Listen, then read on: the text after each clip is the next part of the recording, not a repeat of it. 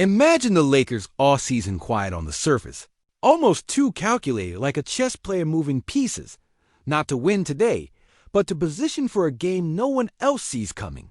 What if I told you the next big splash, the silent but deadly upgrade in purple and gold, isn't a flashy blockbuster trade or a rookie phenom?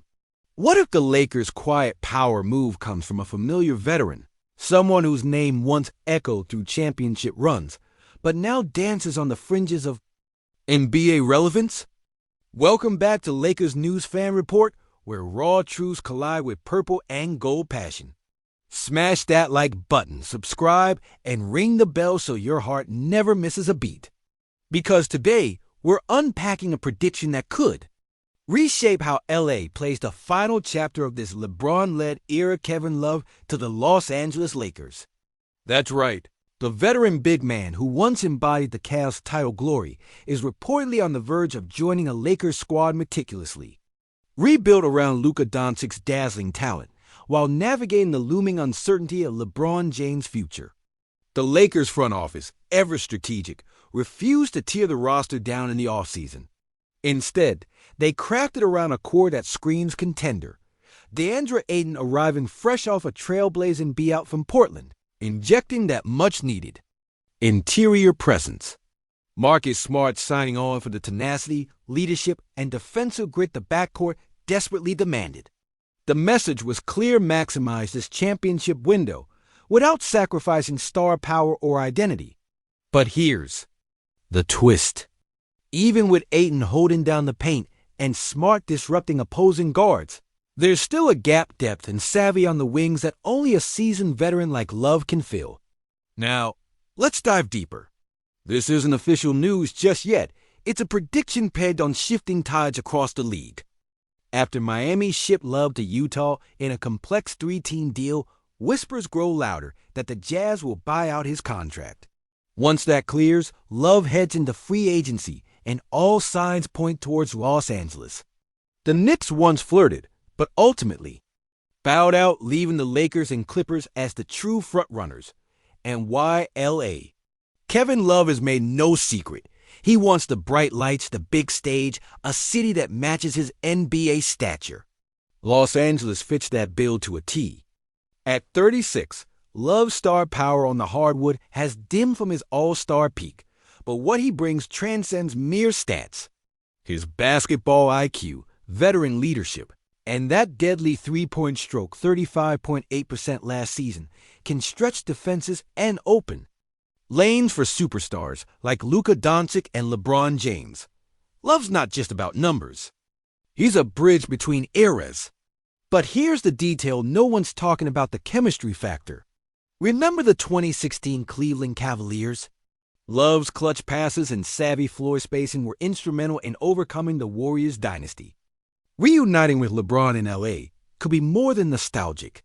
It could be strategic, easing LeBron's minutes and anchor the second unit as the Lakers chase another title. Granted, Love's defense isn't what it used to be, but with Ayton's rim protection mentoring him and Smart's perimeter lockdown, the Lakers can mask that liability. Minutes management will be key, but his expanded role could be exactly what this roster needs as the Western Conference arms race explodes.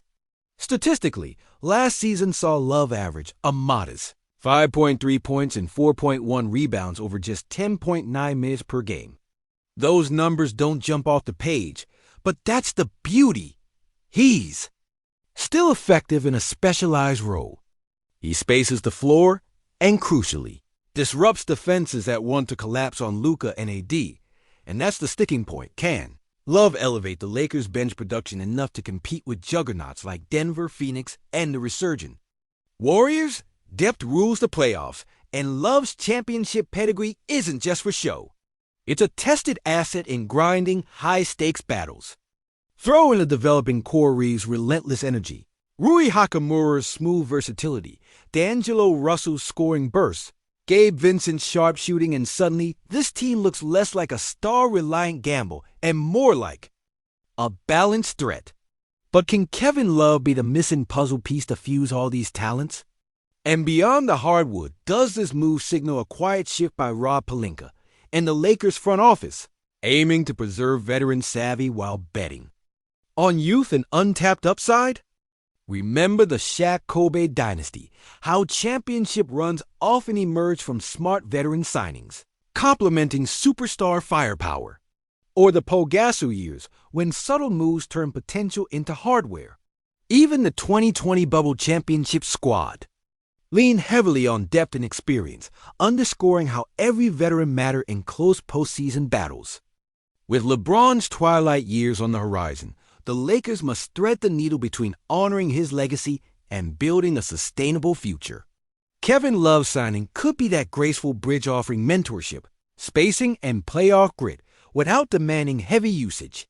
So, the real question is, are we witnessing the start of a new Lakers sidebar narrative? Or is this quietly setting the stage for upcoming seismic shifts in the Western Conference pecking order? The Clippers are loaded, young guns are firing everywhere, and super team whispers grow louder every day. Can a savvy, understated veteran signing like Love slip through under the radar and provide the spark LA needs? As a lifelong Lakers believer, I can't help but feel we're on the edge of something massive. The kind of move fans will look back on as either the clutch, unsung piece that stayed a championship run or the gamble that haunts a season full of what-ifs. Will bringing Kevin Love home finally pay dividends, or are we chasing echoes of past glory? Drop your unfiltered takes in the comments. I'll be right there, heart in hand. Lakers faithful, buckle up because what just dropped could unravel everything we thought we knew about this Lakers season. Hit that like button, subscribe, and ring that notification bell because the storm ahead is about to hit. Purple and gold shores harder than any blockbuster trade rumor yet. Imagine the locker room dynamics shifting like tectonic plates, with LeBron James and Anthony Davis on the knife's edge. What if the chemistry that once burned bright in the bubble starts flickering dangerously low as the roster around them fractures under constant pressure? We've seen these two carry the weight of the franchise like legends, but can they endure another seismic shuffle mid-season? The front office's gambits, whether by design or desperation, might be setting fire beneath their feet, pushing a once stable rotation into chaos. Luke Walton's era never quite found this level of turbulence, and even the methodical rebuilds of the 2010s feel tame compared to the uncertainty looming now. With the Western Conference turning into a gladiatorial arena, the Suns hawking firepower, the Clippers and Warriors snapping necks with every deep playoff run, and the Nuggets quietly hunting the throne, every Lakers move echoes far beyond Hollywood. But here's the part nobody's talking about. The seismic effect on the young core desperate for minutes. What happens if Austin Reeves and the newer pieces are shoved out to make room for veterans chasing a title-fast lane? History shows us that pushing talent aside for short-term gains often backfires spectacularly. Just look at the Kobe-era shakeups or the loaded but unstable 2020 bubble lineup. The balance is razor thin, and if this gamble backfires, do we risk not only derailing the championship window, but scaring away the next generation of stars who see Lakers' commitment as fleeting at best? Picture the playoff clinch scenarios now. Is the team rallying around LeBron's iron will or fracturing as whispers of discord grow louder? Fast-paced rotations mean players coming in cold off the bench. Is that the spark or the shutdown? The Twitter storm is just the tip of the iceberg. Insider chatter hints at meetings behind closed doors with no sign of easing tensions. With the trade deadline a looming shadow, the Lakers might make a move so reckless it blindsides the league, or so cautious it seals their fate as also Rand's. The ripple effect in the West is undeniable. Every other contender is watching, scheming, hoping the purple and gold implode before the postseason fireworks. Yet, underneath all the hoopla, there's that flicker of hope, the kind of gritty resilience that salvaged the 2020 bubble dynasty. Can LeBron harness that fire one last time, or will age and disharmony prove his undoing? The seasons. Next chapter feels like a powder keg hissing at the crossroads of legacy and collapse, and you can almost hear the fuse burning from the top rafters.